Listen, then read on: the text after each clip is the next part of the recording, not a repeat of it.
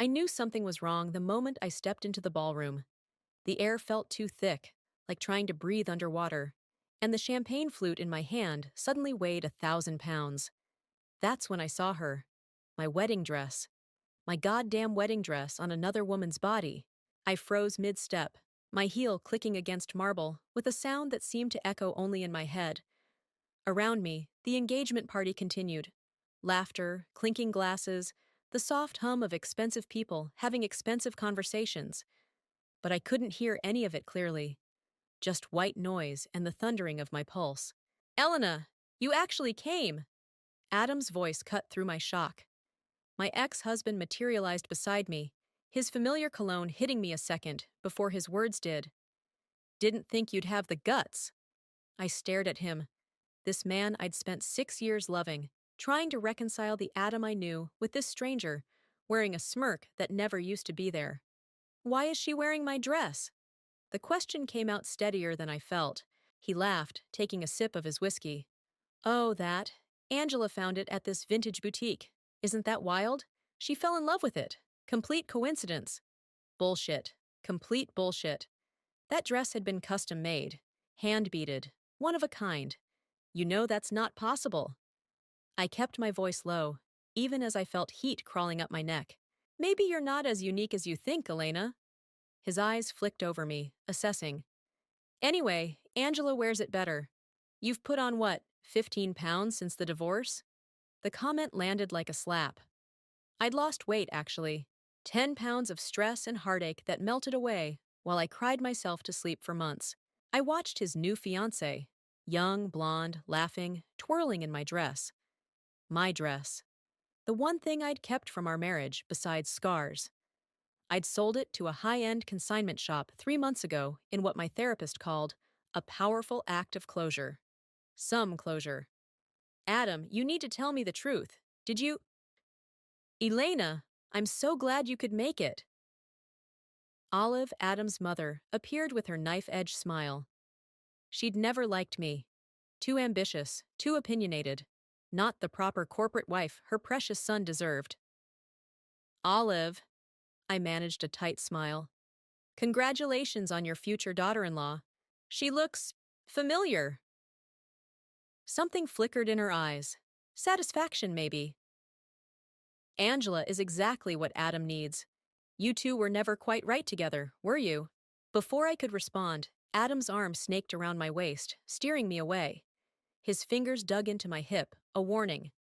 Let's get you a fresh drink, he muttered. You're making a scene. I wasn't, but I wanted to. At the bar, away from his mother, I turned to face him. Did you buy my dress from Eloise's Vintage? Did you specifically seek out my wedding dress for your child bride to wear to your engagement party that you invited me to? His smile never reached his eyes. You're being paranoid. It's just a dress. It's my dress. Was your dress. Past tense. Like our marriage. He signaled the bartender. Another whiskey, and whatever will calm her down. He nodded toward me. I don't need anything, I told the bartender. Then to Adam. Why invite me at all? To torture me? Closure, Elena. I thought you'd appreciate the gesture. Aren't you the one who's always talking about healthy boundaries and moving on? He mimicked my voice on the last words. Besides, everyone's here. Wouldn't look right if my ex-wife was the only person missing. Everyone. I glanced around and spotted familiar faces from our shared life. Colleagues from his investment firm. Country club friends. Even my former sister-in-law, who'd sworn she'd always be my friend. All of them watching Angela float around in my dress, probably whispering about poor, discarded Elena. You're enjoying this, I realized aloud. Adam's smile widened. Don't be dramatic. I'm just celebrating my engagement. A burst of applause drew our attention. Angela stood in the center of the room, radiant in my dress, raising her glass. I just want to thank everyone for coming tonight, she gushed, and especially Elena for being so supportive. Not every ex-wife would be this gracious. All eyes turned to me, expectant, judging. I raised my glass mechanically, feeling like I was outside my body, watching this humiliation unfold. To new beginnings, I said, the words ash in my mouth. The crowd echoed the toast. Adam squeezed my shoulder, a gesture that might look friendly to others, but felt like a victory lap. See? Painless, he whispered. As people returned to their conversations, I caught Angela watching me. For just a second, her perfect smile slipped, revealing something calculating beneath. Then she winked at me before turning back to her admirers. That wink changed everything. This wasn't a coincidence. This was orchestrated. Every detail, the dress, the invite, the public humiliation, designed to break me. I set down my untouched drink. I need to use the restroom. Adam wasn't listening anymore, already drifting back toward his bride-to-be. I didn't head for the bathroom. Instead, I walked straight to the coat check, collected my things, and stepped into the cool night air. They thought they knew me, fragile, predictable Elena, who'd crumble under pressure. They were wrong. I pulled out my phone and made a call. Celeste, it's me. I need your help with something. He did what? Celeste's voice crackled through my phone as I paced the sidewalk outside the hotel. 3 a.m. And sleep wasn't even a distant possibility. Had his new fiancée wear my wedding dress to their engagement party. My actual wedding dress. That's not just petty, that's pathological. Celeste had been my friend since college, before Adam, before everything. She'd never liked him. And you're absolutely sure it was yours? The left shoulder strap had that tiny repair where it tore during our first dance. I'd know that dress anywhere. My breath clouded in the night air. And then Angela winked at me, like we were sharing a joke. What are you going to do? I stopped under a streetlight, watching moths batter themselves against the glass. I don't know yet, but I'm done being the sad ex-wife they can parade around for entertainment. Elena, Celeste's tone shifted. I get that you're hurt, but it's not about being hurt. It's about being played. I resumed pacing. He's trying to erase me, replace me with a younger model, and make me watch. And everyone's letting him. So don't let him. Walk away. Live your best life. That's the real revenge. I laughed, the sound harsh even to my own ears. That's what my therapist says. But you didn't see his face, Celeste. He's winning, and he knows it. A car drove past, its headlights briefly illuminating the empty street. For a moment, I saw my shadow stretched long against the pavement, thin and distorted, barely there. Come over, Celeste said finally. You shouldn't be alone right now. Celeste's apartment was exactly what I needed. Warm, cluttered, safe. She handed me a mug of tea spiked with something stronger and settled beside me on her worn couch. Start from the beginning, she said. Not just tonight. When did things with Adam start feeling off? I wrapped my hands around the mug. Remember that business trip to Vancouver last year? He came back different, distant, started working late, guarding his phone. I took a sip, welcoming the burn.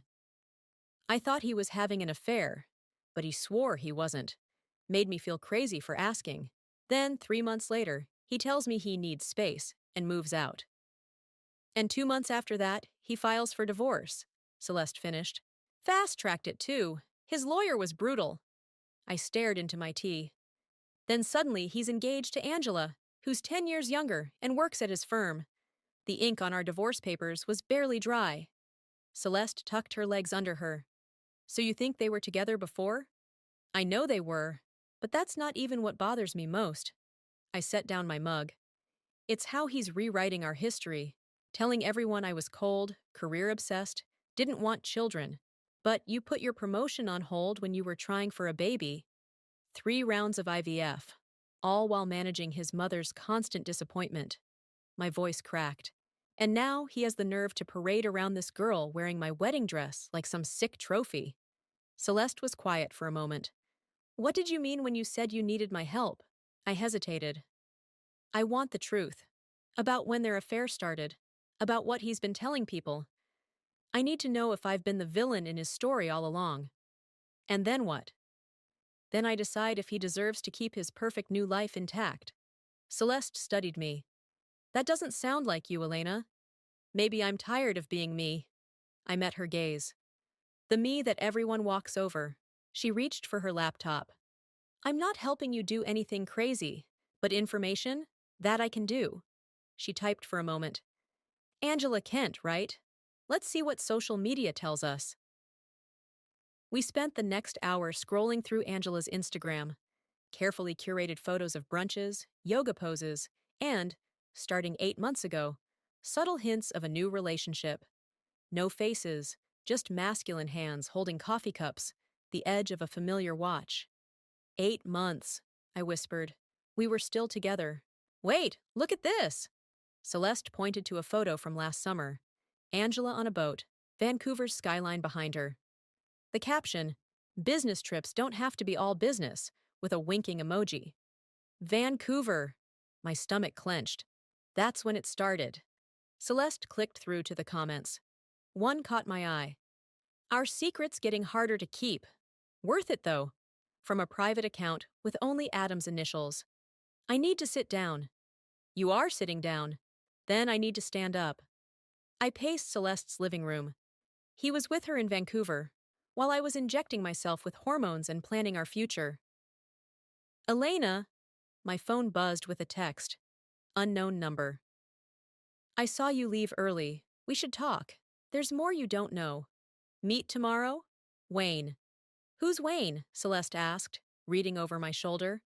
Adam's colleague. Quiet guy, always seemed uncomfortable around me. I frowned at the message. Why would he want to talk to me? Could be a trap. Adam sending someone to see how you're handling things. I considered this. Or he could have information. Be careful. Celeste took my phone and typed a response. What kind of information? The reply came quickly. The kind that explains why she was wearing your dress, and why Adam's mother hates you so much, not over text. I looked at Celeste, something new unfurling in my chest. Not hope exactly, something sharper. I'm meeting him, I decided. Not alone, you're not. I need to do this myself. I took my phone back. But I'll meet him somewhere public, I typed. Tomorrow, noon, the coffee shop on 9th. His response was immediate. I'll be there. And Elena, bring the flash drive from your desk drawer. The one Adam doesn't know about. My blood went cold. I hadn't thought about that flash drive in months. It contained backup files from when I'd helped Adam organize his home office last year, including financial records I'd never opened. How does he know about that? Celeste whispered. I stared at my phone, mind racing. I don't know, but I'm going to find out. I arrived at the coffee shop 20 minutes early, flash drive heavy in my coat pocket. Sleep had been impossible after leaving Celeste's apartment. Instead, I'd gone home and dug through old boxes until I found it. A small black rectangle containing pieces of Adam's life I'd never examined. The barista had just set down my Americano when I spotted Wayne entering, scanning the room with nervous energy. He looked different outside the office context, more human in jeans and a worn leather jacket than the crisp suits Adam insisted his team wear. He noticed me and approached, hands shoved deep in his pockets. You came, he said, sliding into the seat across from me. You made it sound important. Wayne ordered coffee, then leaned forward. I wasn't sure you'd bring it. He nodded toward my pocket, where I'd been unconsciously fingering the flash drive. I haven't decided if I'm giving it to you. I studied his face for signs of deception. How do you even know about it? Adam's been looking for it. Tore apart his office last week, then called Angela in a panic. Wayne's coffee arrived, but he ignored it. He thinks you might have taken it deliberately. Yeah, I didn't. I trailed off, remembering. We were organizing his home office before a tax audit. I backed up his financial documents as a precaution. Did you ever look at those files? I shook my head. It was just routine. Why would I? Wayne took a sip of his coffee, grimacing at the heat. Because Adam's been running 2 sets of books for years, one for the IRS, one for his clients. The words didn't make sense at first. Adam was arrogant, controlling, unfaithful. But a criminal? That's a serious accusation, I said carefully. It's why I left the firm 3 months ago. I found discrepancies, confronted him, and he offered me money to stay quiet. Wayne's voice was low, steady. I refused. He threatened to ruin my reputation if I went to the authorities. Why are you telling me this? Because that flash drive might contain proof, and because you deserve to know what kind of man you were married to. I pulled out the drive, turning it over in my hands. This doesn't explain the wedding dress. Wayne's expression darkened. That was Angela's idea. She found out you'd sold it and specifically tracked it down. She's not just Adam's girlfriend. She's his partner in everything. Including fraud? Especially that. She's the one who handles most of the offshore accounts. My head was spinning. Wait, back up. Adam's mother was at that party, watching Angela wear my dress. She had to know what they were doing. Olive doesn't just know, she introduced them. Wayne leaned closer. Vancouver last year? That was a setup. Olive had been pushing Angela at Adam for months. She never thought you were good enough for her son. The revelation hit like a physical blow. All those dinners with Olive, trying desperately to win her approval while she was actively working to replace me. How do you know all this? I asked, voice barely steady. Adam drinks, talks too much when he does. Wayne hesitated, and Angela and I dated briefly before she set her sights on Adam. I stared at him. So this is about revenge for you? Initially, maybe. He didn't flinch from my gaze. Now, it's about doing what's right. Adam's stealing from people who trust him. Elderly clients, family friends. I closed my fingers around the flash drive. If what you're saying is true, why not take this to the SEC yourself? Because they'll need more than just those files.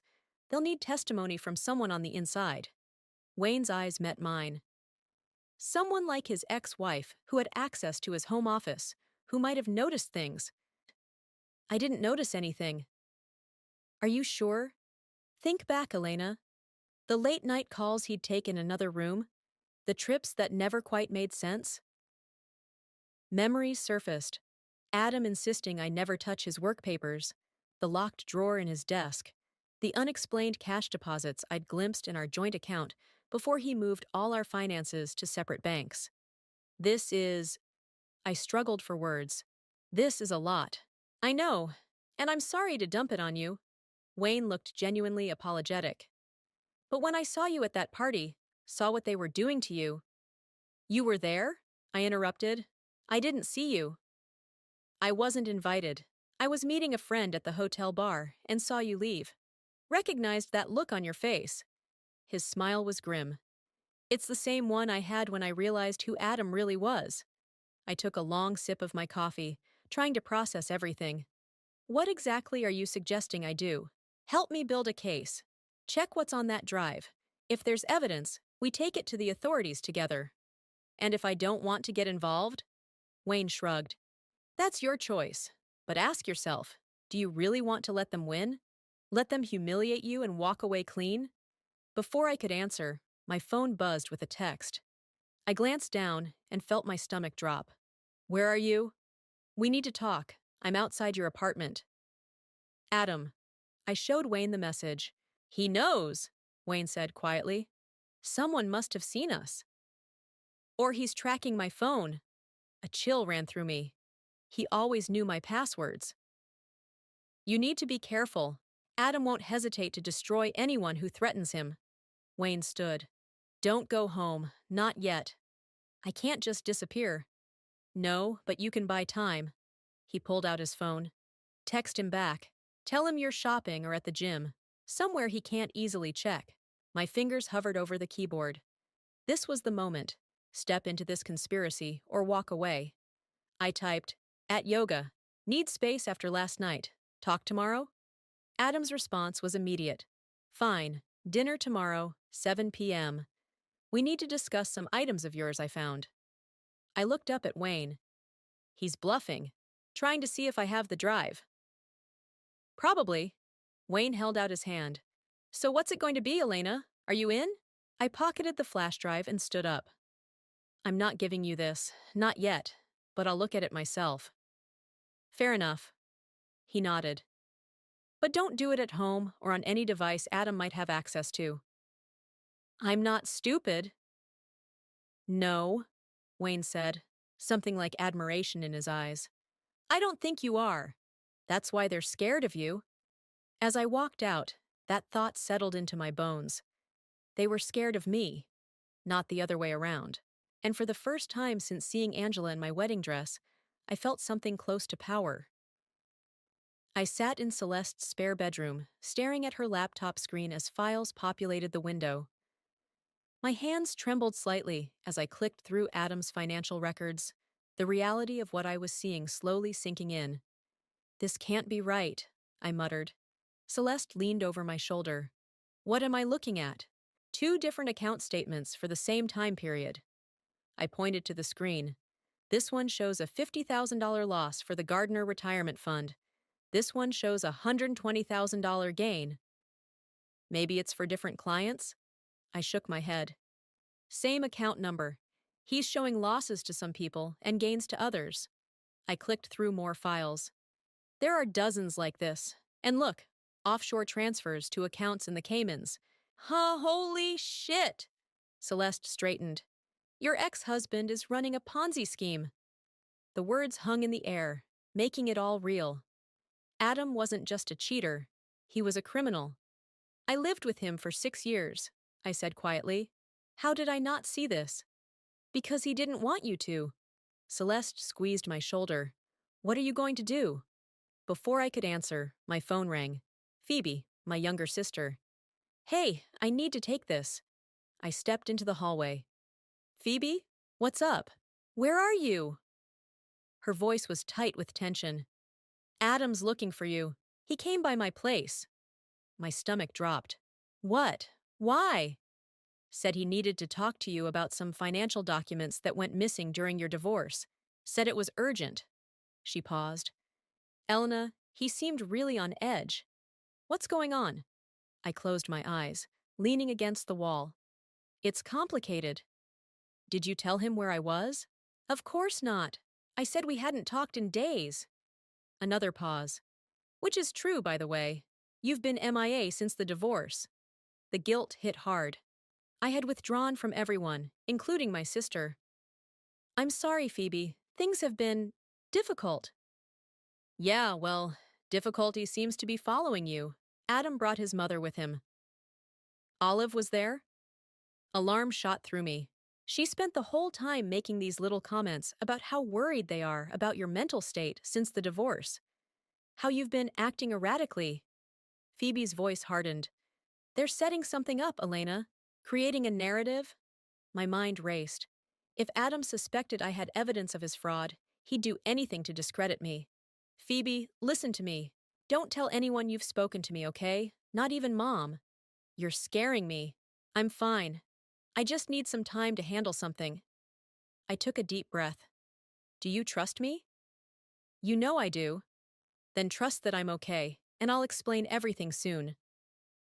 After hanging up, I returned to find Celeste staring at the laptop with a troubled expression. There's something else, she said, turning the screen toward me. Look at these emails. I scanned the correspondence between Adam and his mother. Plans for the Vancouver trip. Discussions about Angela. And then I saw my name. Elena's getting suspicious. We need to accelerate the timeline. Are the papers ready? Remember, we need to protect the assets before she finds anything. Don't worry about Elena. She trusts you completely. She'll sign whatever you put in front of her. The emails were dated 3 weeks before Adam asked for a divorce. They planned everything, I whispered. The separation, the divorce, all of it. Elena, Celeste hesitated. These divorce papers. Did you read them carefully before signing? I thought back to those awful days, signing whatever my lawyer put in front of me, just wanting it to be over. I trusted my attorney. Who recommended your attorney? The realization hit like ice water. Adam did. He said since he was the one leaving, he'd cover the legal fees.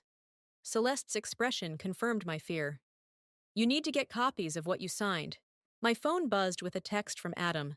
We need to talk tonight, not tomorrow. This is serious, Elena. Another text followed immediately. If you're worried about the IRS questions, I can help. Just need those backup files you might have.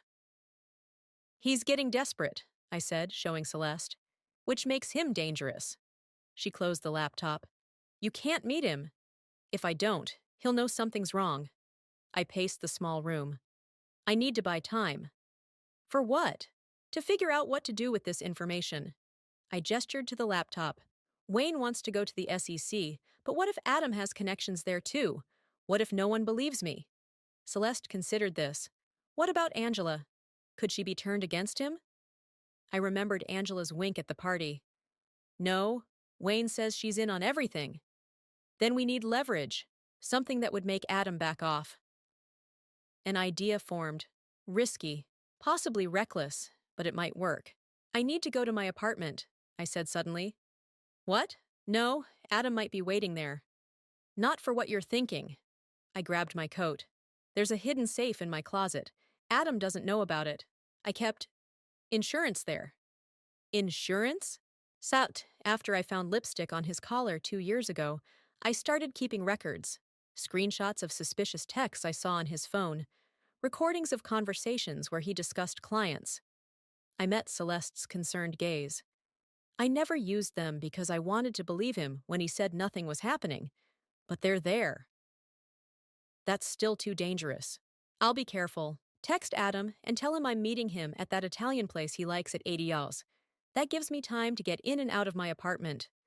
And if he's already there? Then I'll deal with it. I felt a strange calm settling over me. I'm done running from him, Celeste. As I headed for the door, my phone buzzed with another message. Not from Adam this time, but Wayne. Angela just called me. They know we met. Be careful.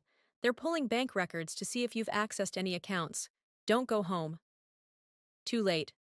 I was already halfway to my car, determination hardening into something stronger. For 6 years, Adam had written our story. Now I was taking back the pen. Rain pounded the windshield as I parked a block from my apartment building. Perfect weather for what I was about to do. Dark enough to provide cover, miserable enough to keep people indoors. I pulled my hood up and checked my phone one last time. 8:15 p.m. Adam would be at the restaurant by now, checking his watch, growing increasingly irritated as I failed to show. Good. I moved quickly through the rain, scanning for his car or any sign of Olive. The street was clear, but anxiety still crawled up my spine as I approached my building. This was either very smart or incredibly stupid.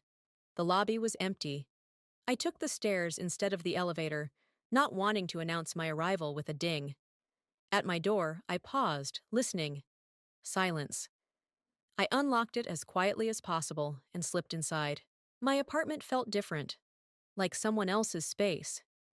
Had Adam been here? I moved through the darkened rooms, not daring to turn on lights, using my phone's flashlight to navigate to my bedroom closet. The safe was hidden behind a false panel at the back, installed years ago when I'd briefly dated a security consultant.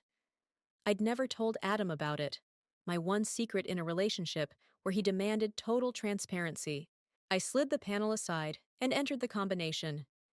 Inside lay a small fireproof box containing exactly what I'd come for: a USB drive, a small recording device, and a folder of printed documents. As I reached for them, a floorboard creaked behind me. I whirled around, heart hammering. Looking for something? Angela stood in my bedroom doorway, silhouetted against the hall light she'd switched on. I clutched the box to my chest. What are you doing in my apartment? Waiting for you. She stepped forward, surprisingly calm. Adam thought you might come here. So he sent his attack dog while he hides at the restaurant? I backed up against the closet. Classy. Adam doesn't know I'm here. She perched on the edge of my bed, looking oddly at home. I came on my own. That caught me off guard. Why? Because we need to talk, woman to woman.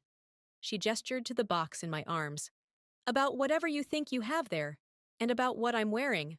You mean my wedding dress? The anger I'd been suppressing flared. Was that your idea or his? Mine.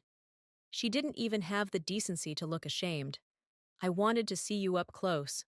The woman Adam couldn't stop talking about even after you were gone. If you came to gloat, I came to warn you. Her voice sharpened. You have no idea what you're getting into, Elena. Adam isn't just angry, he's scared. And that makes him dangerous. I studied her face, trying to read her angle. Why would you care? Because I've seen what happens to people who threaten him. She twisted the engagement ring on her finger. His last assistant found some discrepancies in the books. Asked too many questions. Now she can't get hired anywhere in finance. Is that supposed to scare me? It should. Adam has powerful friends. He's already talking to people about your fragile mental state since the divorce, the same narrative Olive had been feeding Phoebe. I felt cold despite the stuffiness of the room. Wayne told you about the fraud, didn't he? Angela continued. About the 2 sets of books? I kept my expression neutral. Why would Wayne tell me anything? Don't play dumb. We know you met with him. She leaned forward. What you don't know is that Wayne isn't the white knight he pretends to be. He was happy to look the other way until Adam passed him over for promotion. You're lying. Am I? Ask him about the Dennison account. Ask him where that money really went. My grip tightened on the box. If you're trying to confuse me, I'm trying to give you an out. Angela stood up. Walk away, Elena. Give Adam whatever files you have, sign a non-disclosure agreement, and he'll make it worth your while. You think I can be bought? Everyone has a price. She shrugged. Yours is $500,000. Enough to start over somewhere new. The offer hung in the air between us. $500,000 to forget what I'd seen.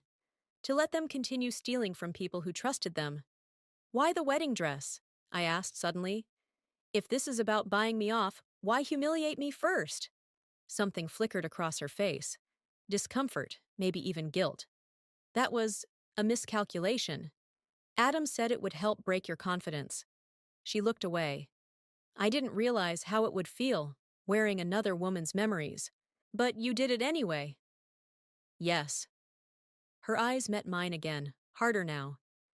Because that's what it takes to survive in Adam's world. Compromise, sacrifice, doing things that make you hate yourself a little. The rain drummed against the windows, filling the silence between us. Is that what you want? I asked quietly. To survive in Adam's world? For a moment, her mask slipped. I saw uncertainty, maybe even fear. Then it was gone. What I want doesn't matter anymore. She moved toward the door. You have 24 hours to decide. After that, Adam will do whatever it takes to protect himself. And what about you? Will you do whatever it takes to protect him? She paused in the doorway. I'll do whatever it takes to protect myself. Her eyes flicked to the box in my hands. Just like you're doing. After she left, I stood frozen, listening to her footsteps fade down the hallway. The apartment door opened and closed. I sank onto my bed, mind racing. Angela's warning seemed genuine, but so did her threat, and her comment about Wayne troubled me. What if he wasn't the ally I thought? My phone buzzed with a text from Adam. Where are you? We had a deal. Then another.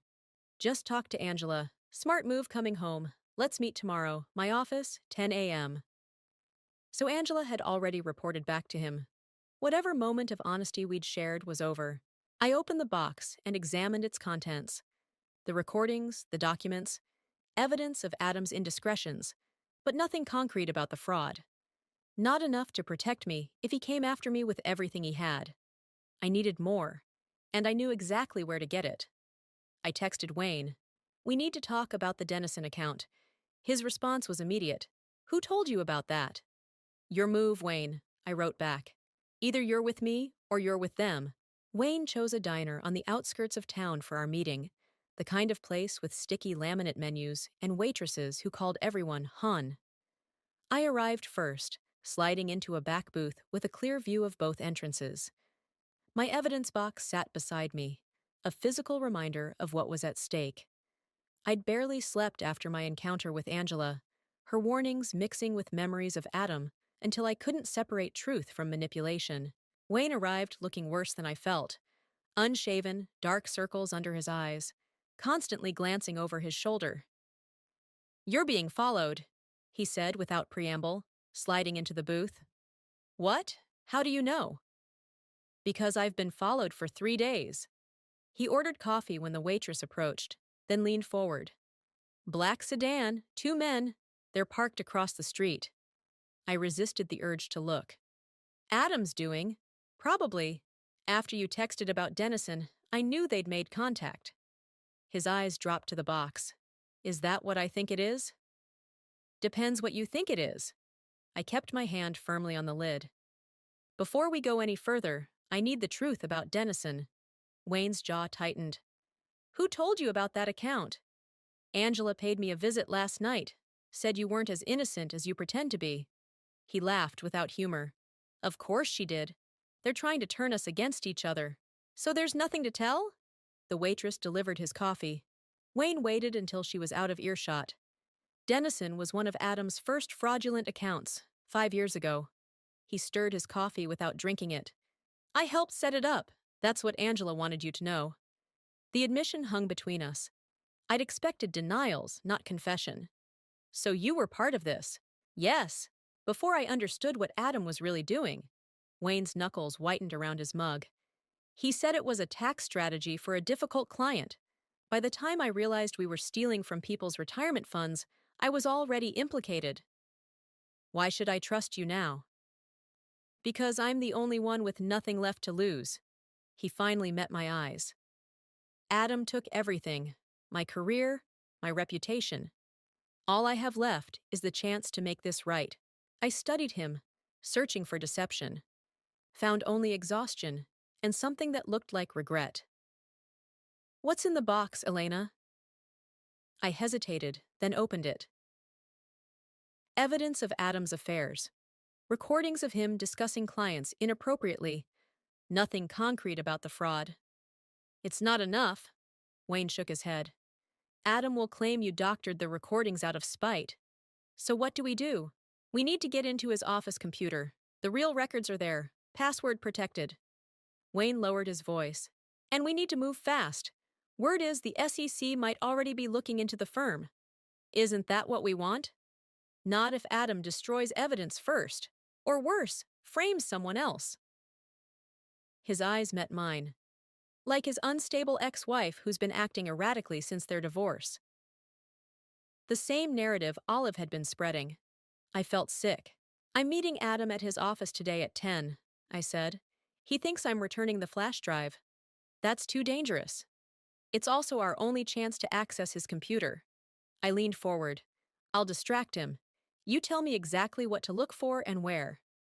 Wayne started to protest, then stopped, considering. It could work, but you'll need this. He slid a small device across the table. It's a keystroke logger. If you can get it plugged into his computer, it will capture his passwords. I pocketed it, heart racing. What about the men following you? I'll lose them. I've done it before. He glanced at his watch. You should go. Take a different route back, just in case. As I gathered my things, Wayne caught my wrist. Elena, there's something else you should know. About Angela. What about her? She wasn't just Adam's mistress. She was Olive's goddaughter. His expression was grim. This whole thing, your marriage, the divorce, it might have been planned from the beginning. The diner seemed to tilt around me. That's not possible. We were married for 6 years. Long cons take time, especially when there's serious money involved. Wayne released my wrist. Just be careful. Trust no one. I left the diner in a daze, Wayne's words echoing. Could my entire marriage have been a setup? It seemed too elaborate, too cruel even for Adam. Yet as I drove toward the office building that had once been like a second home, memories resurfaced with new context. How Adam had pursued me relentlessly after we met at a charity event, Olive's charity event. How he'd insisted I quit my job at a competing firm to avoid conflicts of interest. How he'd managed our finances from day one. By the time I pulled into the parking garage, a cold clarity had settled over me. Whether Wayne was right about everything or not, one thing was certain. I'd been played. My phone buzzed with a text from Celeste. Are you sure about this? We could still go to the police. I typed back. With what? They'll believe Adam over me. I need proof. Be careful. Call me the second you're out. I tucked my phone away and checked my reflection in the rearview mirror. I looked calm, collected, nothing like the turmoil inside me. The security guard nodded as I entered the building, recognizing me from my years as Adam's wife. Mrs. Warren, haven't seen you in ages. It's Ms. Warren now, Rick. I forced a smile. Just stopping by to drop something off. Mr. Warren's expecting you. Go right up. The elevator ride to the 12th floor gave me time to steady my breathing, to rehearse my approach. I needed to appear conciliatory, maybe even a little afraid. When the doors opened, Angela was waiting. Elena. Her smile didn't reach her eyes. Adam's on a call. He asked me to get you settled in his office. How convenient. She led me down the hallway, heels clicking on marble. Did you consider our offer? I'm here, aren't I? At Adam's office door, she paused. For what it's worth, I meant what I said last night. About being careful. Before I could respond, the door opened and Adam appeared, phone still pressed to his ear. I'll call you back, he said to whoever was on the line. His eyes locked on mine, cold and calculating. Elena, right on time. As I stepped into his office, I felt the weight of every decision that had led to this moment. There would be no going back after today. Let's talk, I said, closing the door behind me. Adam's office hadn't changed. The same mahogany desk, the same view of the city skyline, the same photo of us on our honeymoon that he'd never bothered to remove. I wondered if clients found it reassuring, this fiction of a happy marriage preserved in a silver frame. You look tired, he said, gesturing for me to sit. I remained standing. Funny how fraud investigations will do that to a person. His smile faltered for just a moment before returning, tighter than before. Always so dramatic, Elena. There's no investigation. Not yet.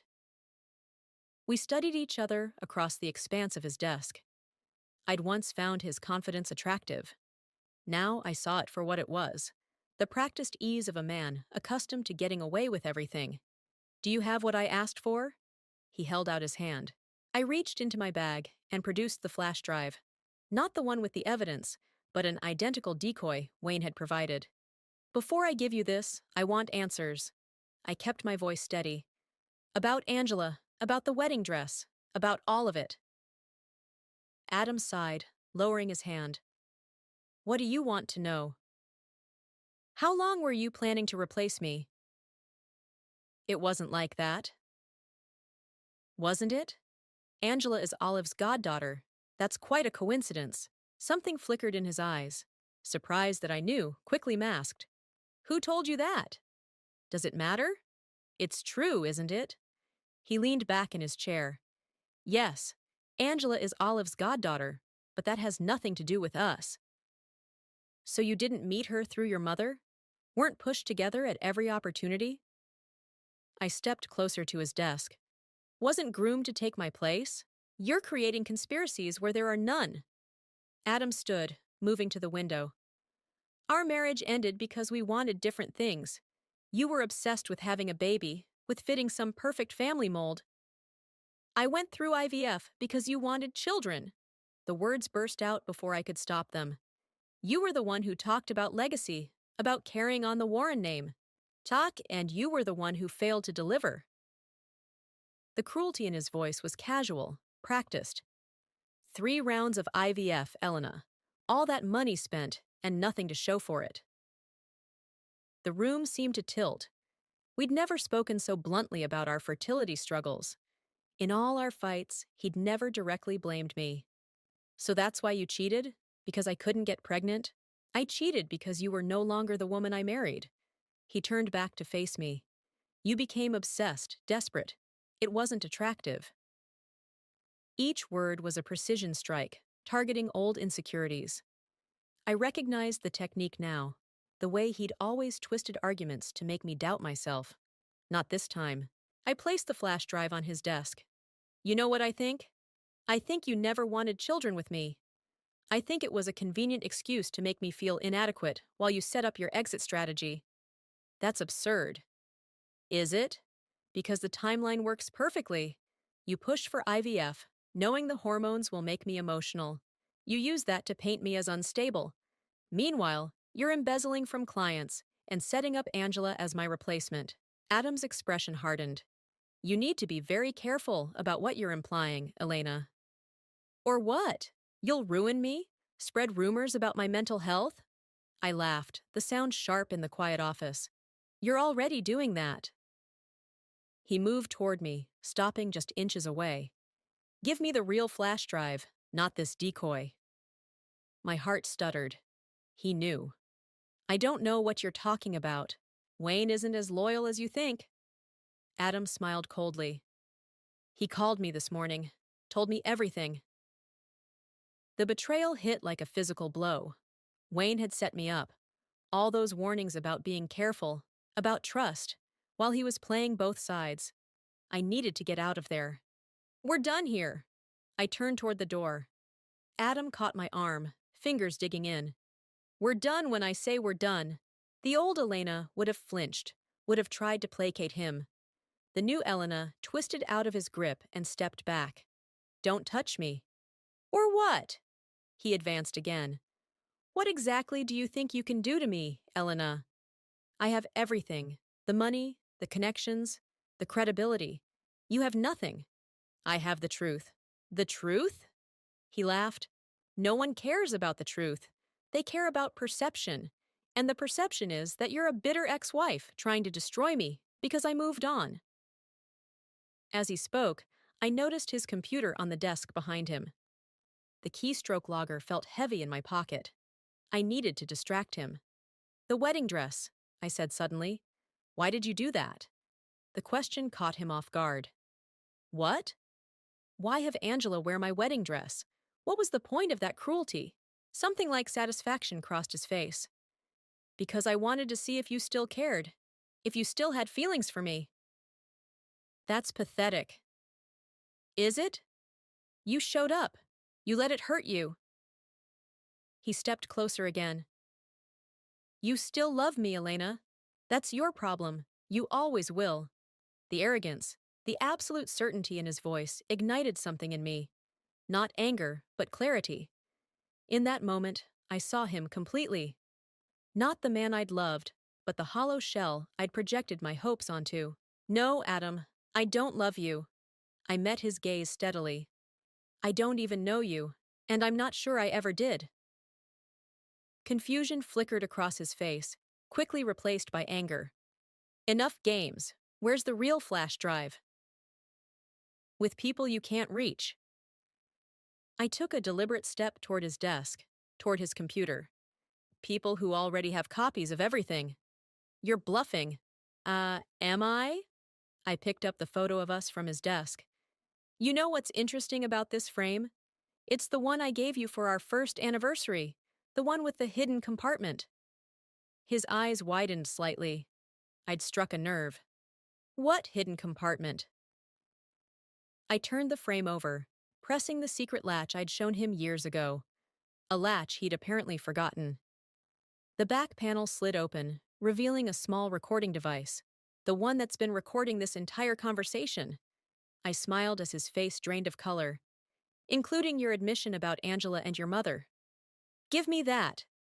He lunged for the frame. I sidestepped him, using his momentum to slip behind his desk. In one fluid motion, I plugged the keystroke logger into his computer. It's over, Adam. I backed toward the door, frame in hand. You, Angela, your mother. You all underestimated me. That was your mistake. His face contorted with rage. Security! He shouted toward the door. Security! I yanked open the door to find Angela standing there, face pale. Move, I told her. To my surprise, she stepped aside. As I walked past her, she whispered, The Cayman accounts. Password is Olive Garden 1956. I froze for a split second, processing her betrayal. Of Adam, not me. Behind us, Adam was still shouting. Security would arrive any moment. Why? I asked her. Her eyes met mine, resolute. Because you're right. It is over. I ran. The conference room at the SEC offices felt sterile and impersonal. all glass and chrome, designed to intimidate. I sat straight-backed in an uncomfortable chair, surrounded by serious-faced agents reviewing the evidence I'd provided. "And you obtained this password how, exactly?" Agent Reeves asked, not looking up from her notes. An anonymous tip." I kept my promise to Angela. Whatever her reasons for helping me, I wouldn't expose her. "Convenient." Agent Reeves didn't sound convinced. "The evidence speaks for itself." I gestured to the screens where Adam's financial records were displayed. The Cayman accounts, the double books, the client statements, it's all there. Along with your recording of Mr. Warren essentially admitting to setting you up. Agent Reeves finally met my eyes. That was resourceful. I didn't tell her about the keystroke logger. Some details were better left unshared. "What happens now?" I asked. "We continue our investigation. Mr. Warren and several associates have been brought in for questioning." She closed her folder. "You're free to go, Ms. Warren. We'll be in touch if we need anything else." Outside, the October air felt crisp and clean after the stifling conference room. I checked my phone. 3 missed calls from Celeste, 1 from Phoebe, and a text from Wayne. "Need to talk. Meet me?" After his betrayal, Wayne was the last person I wanted to see, but curiosity won out. I texted back, "Where?" His response came immediately, "The bench." "You know the one." I did know. It was where we'd first discussed Adam's fraud. A public place, safely neutral. Wayne was already waiting when I arrived, looking more haggard than ever. He stood when he saw me, uncertainty in every line of his body. "I wasn't sure you'd come." I almost didn't. I remained standing, keeping distance between us. "Adam said you called him, warned him about me." "I did." Wayne didn't try to deny it. "But not for the reason you think." "Enlighten me." I needed him to believe I was still on his side. It was the only way to get access to his private server. Wayne pulled out his phone, showing me an email. "I sent this to the SEC yesterday morning, before you went to Adam's office." I scanned the email, detailed instructions for accessing Adam's hidden accounts, including server locations and passwords. "You set him up," I realized. "Used me as a distraction while you gathered the final evidence." "Used" is a strong word. Wayne pocketed his phone.